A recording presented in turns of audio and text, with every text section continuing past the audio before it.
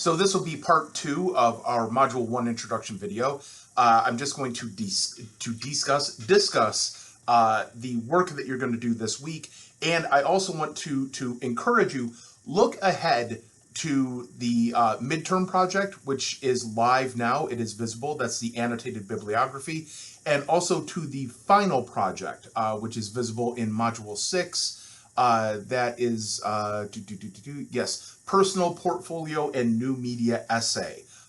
So the final project for this course is to write a substantial paper on the topic of new media. That should be web styled. It should be posted online. There are instructions for that in the assignment brief. For the midterm, you're getting it started. You're going to find some sources that are going to help you. Remember, one of the big things we like to see in academic writing is synthesis. So that and statement. So we are talking about new media and, okay? And I want you to find that and. That and can be anything that interests you. That and can be Miami history. That and could be, I don't know, the history of coffee. That and could be video games. That and could be whatever. New media intersects with everything. So if there's something that interests you, I encourage you to start looking at academic quality articles on new media and the topic that interests you. All right, that's your final project. That's what you're building towards, and your first step in completing that project is to get your annotated bibliography together, and that's your midterm. So do look at both of those assignment briefs. That's one of the first things I think you should be doing, and getting your head around the sort of work for the big projects that we're going to be doing over the next few weeks.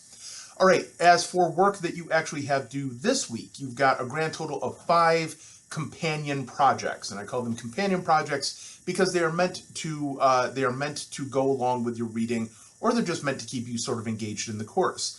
So your first one is a discussion. You're going to introduce yourself to your classmates, and you're going to reach out to 2 more and just try to find some common interests.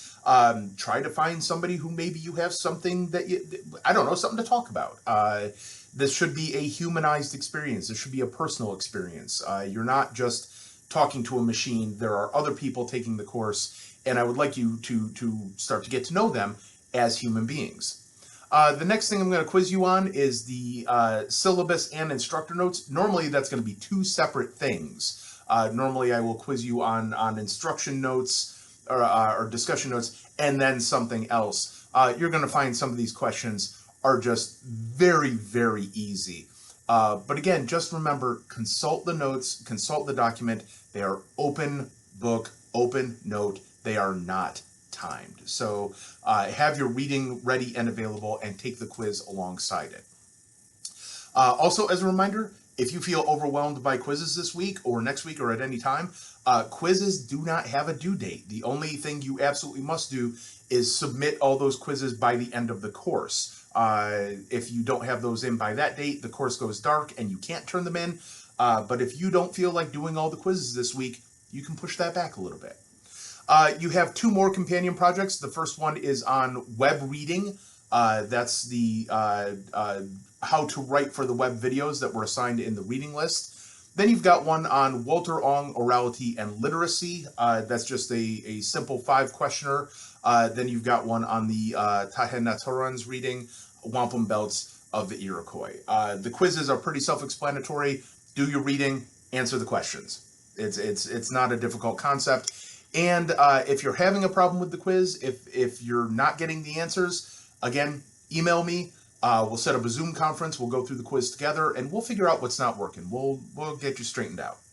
All right, let me talk to you about minor project 1, ancient media, because that's the, as I say in the intro video, that's the thinker for the week. So what you're going to try to do, communicate using ancient materials and ancient modes of communication. No machines, no computers, no electricity, just your hands and materials. All right, so you're trying to make media out of that. Our cutoff is really 1520 of the current epoch. That roughly correlates to the invention of the Gutenberg printing press, and that's kind of our cutoff for ancient. That's before we see actual automation of anything. So in sequence, what I want you to do try to communicate using one of the ancient media forms that I list in this document. If you've got something else in mind, you should explore that. Try to do something that you would normally do. This exercise is a little more fun if you think about the ways that you are using media currently. Texting, making a video. Like, how do you make a video when there is no video camera? I don't know. Sometimes these things just don't line up, and that's part of the fun. The first part, don't take it too seriously. Try. If you fail, that's fine. Okay, I'm actually not awarding points for, wow, you really captured the essence of Tinder on this clay tablet. That's cool if you did, but it's also fine if you didn't. If it doesn't work, that should be fun, and don't worry about it too much. I want you to give me about a one-page informal description of the affordances and limitations of the media you're using, and I want you to web style it. So go back to the last video and I talk about what web styling means in a way that is hopefully helpful. So what we're trying to do here is just really understand. There's a difference between knowing and understanding. All right, I know, all right, I know that we can't make a video using like clay that we get from the river. All right, those two things should be complete non sequiturs. But what are we trying to do? All right, what are we trying to enable when we make a video? What are we trying to enable or to enact when we make a clay sculpture? How do those things, where do they meet up? Where do they diverge? All right, and sometimes this sort of understanding isn't easy to articulate. So when we start to really think about the why and the how and the felt sense of communication, then we begin to actually understand, not just know, but to understand how these things are similar and different, what they afford, what they let us do, and what they limit, which is what they keep us from doing. So again, pick your media, explore it, and think about what you are able to do and what you're not able to do. And the write-up, again, you don't have to cite anything. I want to know what you did. I want to know where it succeeded and failed. I want you to explore it. You are taking a writing class. You have some writing experience, so I'm asking you to write. So write away. You've got some samples here that I suggest. You've got pantomime, which would be simple sign language. I want you to think about the ways that could or could not work. Mimicry also fits into that. We have speech, orality, song, and storytelling. These are media that are very ancient and are still with us. Music, and I say ancient instruments, that's easier said than done. What constitutes an ancient instrument? Well, drums, flutes are among the first and most ancient instruments that we discover.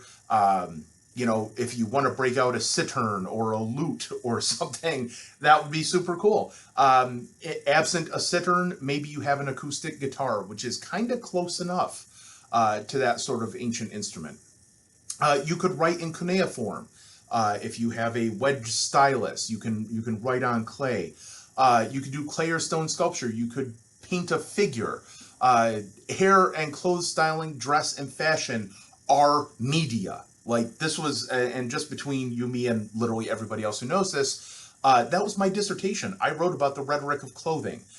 Clothes are communication, and you can enact that in a way that again, you've got to make it work. You can make your own paper and pen. Some students have done this in the past, and it's come off reasonably well. And food. Okay, food is a huge part of culture. In fact, arguably, the idea of culture comes from cultivation, the growing of vines, the growing of plants that will become food. So yes, food is communication, food is rhetoric, food is media. So you pick the one that you like, or if there's something that doesn't neatly fit into that, you can diverge from it. And then write about the experience in about a page of writing in web style. So again, go back and review web style. That is your work for week 1, and in the other video, I talked about your reading for week 1. Some of this stuff, it took me longer to explain it than it's going to take you to do it. But definitely dig into that reading, take notes, and if you have questions, email me, vmalesh@fiu.edu. That's vmalesh@fiu.edu. Good luck, and I'm looking forward to seeing your work.